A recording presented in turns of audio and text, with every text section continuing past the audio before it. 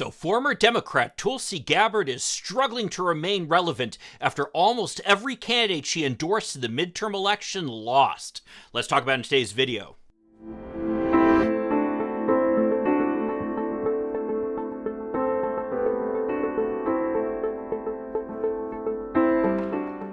Hi, I'm Mike Greiner. I'm a lifelong Democratic activist who's concerned about the direction our country is taking. I'm also a lawyer and an academic, and I'm here to help you stand up to the BS of the MAGA crowd. So Tulsi Gabbard left the Democratic Party on October 11th, and I did a video back then about it. She always was kind of an awkward fit with the Democratic Party, especially with her pro-Russia foreign policy. But what's really shocking to me is, despite her claims to be a moderate and why she left the Democratic Party, the candidates she endorsed were all kinds of right-wing MAGA Republicans, all election deniers. Check out some of these endorsements. John Gibbs in Michigan. Now, he's the Republican who defeated Peter Meyer in the Republican primary here in western Michigan and ended up losing to a Democrat because he was too extreme for the Republicans in western Michigan. And in the Senate, you've got superstars like Blake Masters in Arizona, Adam Laxalt in Nevada, and Don Bolduc in New Hampshire, all of whom were election deniers, all of whom lost. And then for governor, you've got Kari Lake in Arizona and Tudor Dixon here in Michigan. This is just to name a few of them, all of whom lost, all of whom were right-wing, extreme election deniers. So what's the deal with Tulsi Gabbard? Well, as it turns out, she did an interview on Fox News, and as usual, we're here to check it out. Let's watch it now. Joining us now, former Hawaii Congresswoman Tulsi Gabbard. Aloha, Tulsi. Great to see you. Aloha, Steve. Nice to see you. So, after these elections, what's your assessment of where we stand? As you've pointed out, Steve, the margins are very close. However things end up shaking out with these undecided races still, the reality is that there is not a big difference between the numbers of Democrats versus Republicans in Congress, which leaves us with the practical reality. There are so many different challenges facing the American people, and we need leaders in Washington who will put their constituents' interests, the interests of the American people first.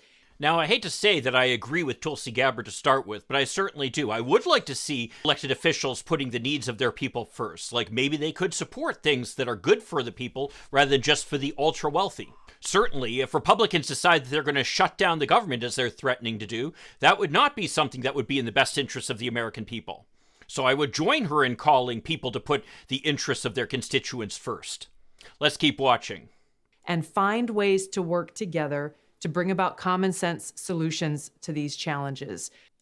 You see, here's that narrative. Oh, they just need to work together. Everybody just needs to work together. Well, guess what? Joe Biden tried that. Barack Obama tried that. And Republicans don't want to work together. As Mitch McConnell made it clear, his goal, after Barack Obama was elected president, was to make sure Barack Obama was a one-term president. Well, that didn't turn out so well, but he certainly did his best to muck everything up, hurting the American people every step of the way. He made it clear, and now Kevin McCarthy is making it clear, that they're essentially willing to throw the American people under the bus to try to advance their own political interests. Now, this is something, by the way, that's going to be encouraged by Donald Trump, who said as much in his announcement speech, and who wants to make things as bad as possible in the hope that finally that'll be enough to turn people off from Joe Biden enough to vote for him. So I think we can expect a lot more of what we've seen from Republicans in the past, now that they appear to have control of the House, which are investigations and obstruction. Not at all what Tulsi Gabbard is describing as putting the constituents first. And I want to note, by the way, that when Donald Trump was president and the Republicans controlled the Senate and the Democrats controlled the House, Democrats made sure that we raised the debt limit and didn't endanger the American, and for that matter, the global economy, to suit their own political needs. And in fact, as he stated clearly, it was Donald Trump who shut down the government, not the Democrats. So I think we need to finally, once and for all, put this narrative to bed about, oh, we just need to reach across the aisle and be reasonable. That is unreasonable. The reality is that there's one party that wants to get things done for the American people and one party that wants to obstruct it to gain power so that they can help the oligarchy. Pick which side you're on. Let's keep watching. The American people can't afford to have the next 2 years be completely locked up in inaction because of partisan gridlock and bickering. Now, I know that. Again, partisan gridlock and bickering, as if both sides are to blame for it. That's just not the case when you look at the history. Let's keep watching. This is hard to do. I served in Congress for a long time, but for every bill that I introduced, I always sought out Democrats and Republicans to work with on these pieces of legislation. So I know it's possible. It'll just... So let's talk about the legislation that Tulsi Gabbard passed. In her 4 terms in Congress, 8 years in Congress, she ended up passing 3 bills. One is the Burn Pits Accountability Act.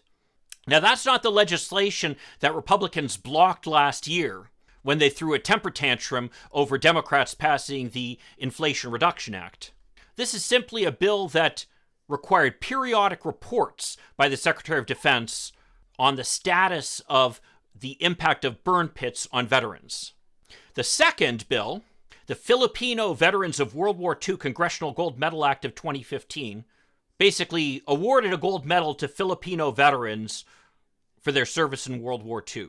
Certainly a laudable goal, but not one that I think would have generated a lot of controversy. Finally, there's the Helping Heroes Fly Act, which made it that veterans who were severely injured or disabled would have faster screening as they try to go through the airport security. Now, the reason I bring up these 3 pieces of legislation is they weren't very controversial. And what's more is their impact on the lives of most people is pretty minimal. None of these are pieces of legislation that will ensure that child poverty goes down or that we address the climate crisis. So those are easy things to be able to get co-sponsors for on the opposite side of the aisle. Nevertheless, in each case, the number of co-sponsors she had for her legislation, in each case, Democrats vastly outnumbered Republicans. Let's keep watching. Require members of the House and the Senate seeing themselves as independents, frankly, not beholden to one political party or another, but solely beholden to the people that they represent, both those that voted for them and those that did not. And what do you think of the message that the Democrats, your former colleagues in the Democratic Party, are taking from this? It does seem to me that they've been, it's this kind of energizing effect of, see, we didn't get repudiated. We're going to go full steam ahead with the same direction that we were going in, even though, as I said, a big majority of Americans say that the country's going in the wrong direction. Well, that's exactly right. And the unfortunate response that you're hearing from people like Chuck Schumer. Well, number one, they say that a big majority of the people in the country are saying the country's heading in the wrong direction, but they didn't vote that way.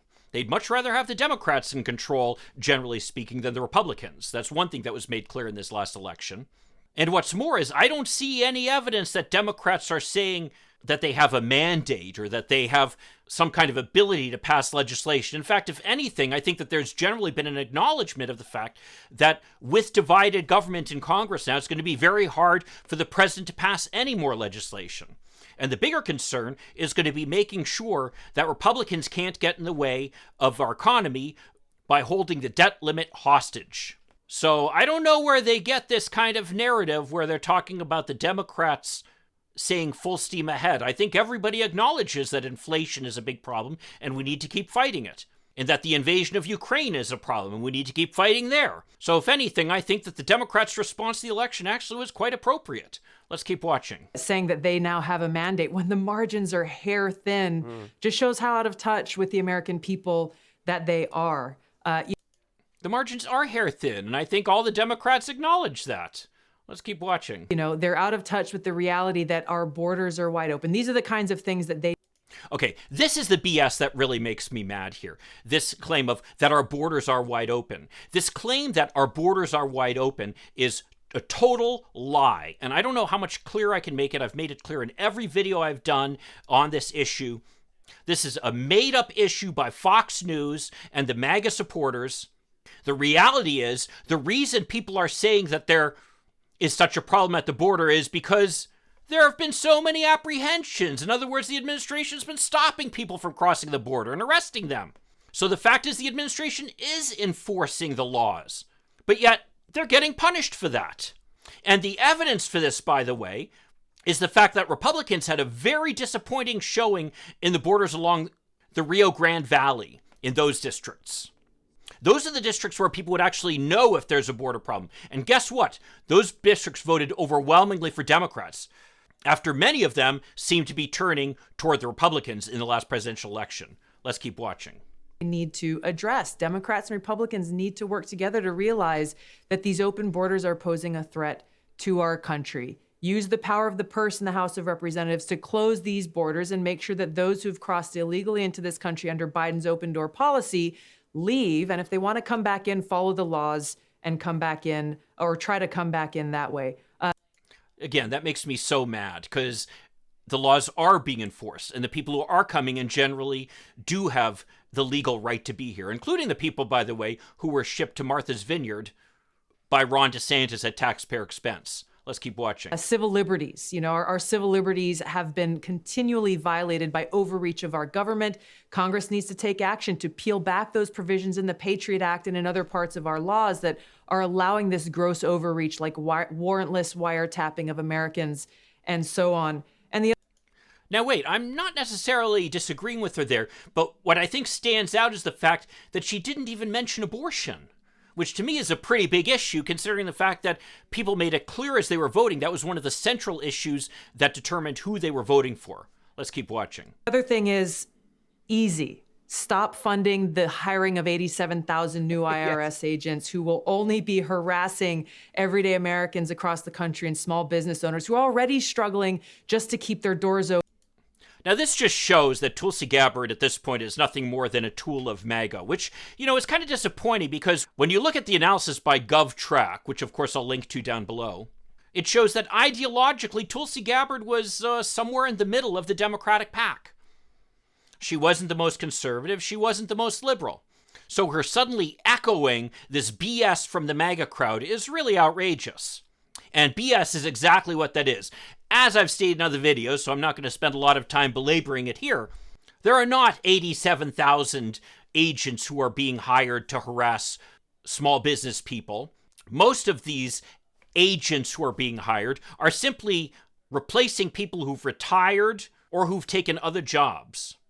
And many of them are being put in positions where we want them to be, like, for example, answering the phones when you have a request of the IRS and turning around our refunds more quickly. Those are things that most people favor. And finally, really the people who are going to be targeted by the new agents will be the very wealthy. So in other words, what Tulsi Gabbard is doing here is she's basically being a shill for the very wealthy. Let's keep watching. Open and the lights on because of the issue of rising energy costs and inflation and a challenged economy. There's a lot to do. They can do this if they put the interests of the American people first. So what's really... I agree with Tulsi Gabbard there. I do hope that they put the interests of the American people first and don't throw the economy under the bus by holding the debt limit hostage. Let's keep watching. Interesting about that is, really, I'm not surprised coming from you, which is why I think people sort of warm to the way you engage in politics, is those, certainly the first 2 points.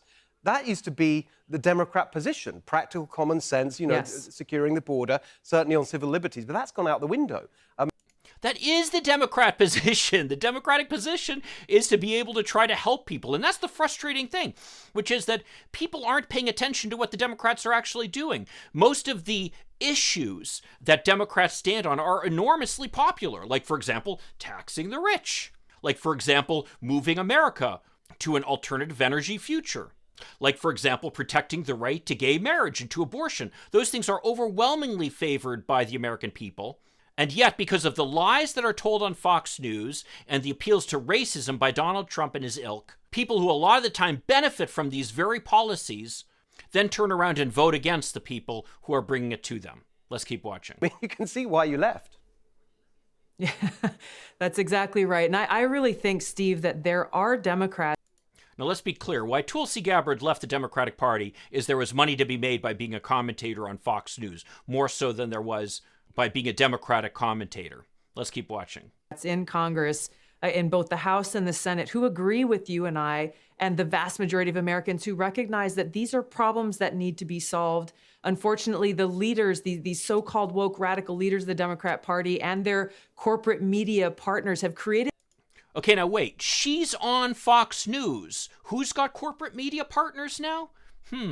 Let's keep watching. This culture of fear to make it so that they're afraid to speak up and do something about it. So I urge them, as I did when I announced and I left the Democrat Party, stand up, actually lead and put the people who you have been charged to serve at the forefront of your mission and your motivation for going there to Washington in the first place and doing your job.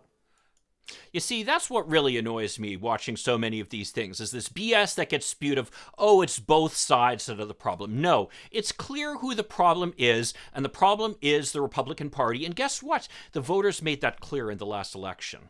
Well, if you want to check out the video that I did back when Tulsi Gabbard first announced that she was leaving the Democratic Party, check it out over here. I'll see you then. In the meantime, let's hope for continued progress. Thank you.